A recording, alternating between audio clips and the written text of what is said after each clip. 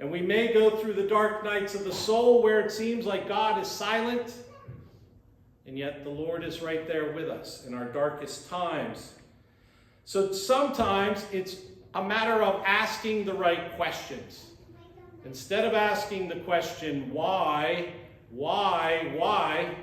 maybe we should ask, what am I supposed to learn from all this struggling and suffering, Lord? What am I supposed to learn? Or what future good can come of all of this present suffering?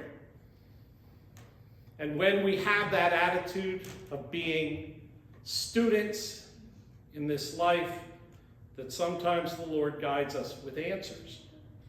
Sometimes they appear out of nowhere, and these are blessings from God. And so Job did not ask different types of questions. Him and his friends just kept asking why, and yet they didn't get an understanding of the bigger picture.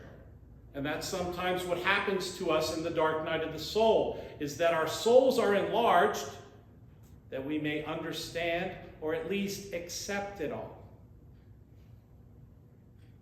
We too may be like Job or Truman. We may be searching for answers. We may ask the director, the Lord God Almighty, who am I and who are you? And the Lord may answer us in the same way that he answered Job. Did you create the heavens and the earth? Did you create the hurricanes, the tornadoes? Did you create the snow and the storms?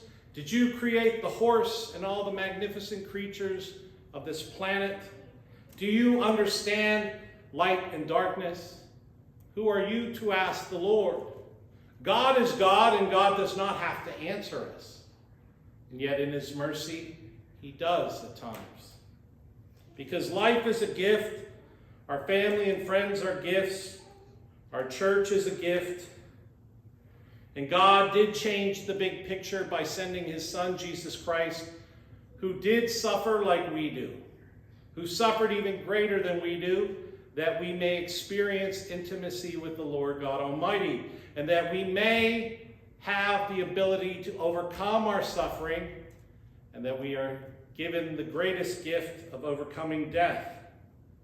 So the Lord is with us in our pain and in our suffering, and we can learn from it. And we are connected to God through our union with Christ.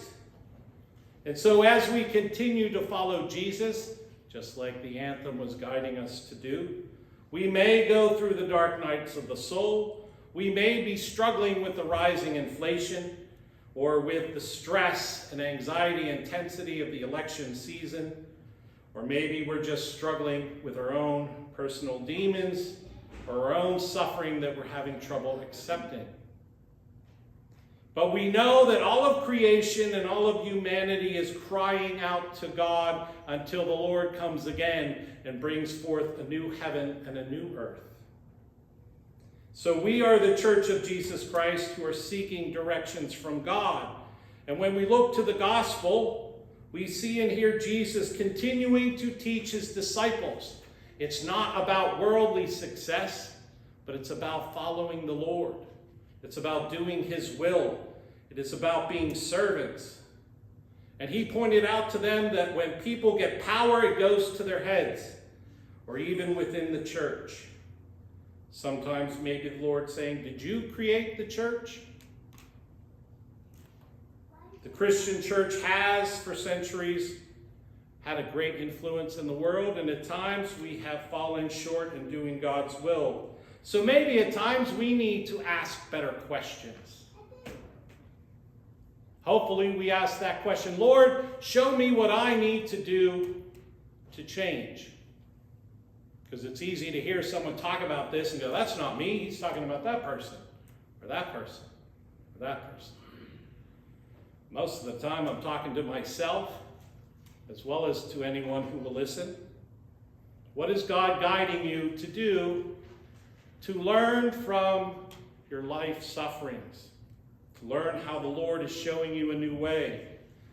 And then also at times we may ask the question, Lord, what do you want us to do about all the suffering in the world? Sometimes we have to ask new questions and come up with new answers.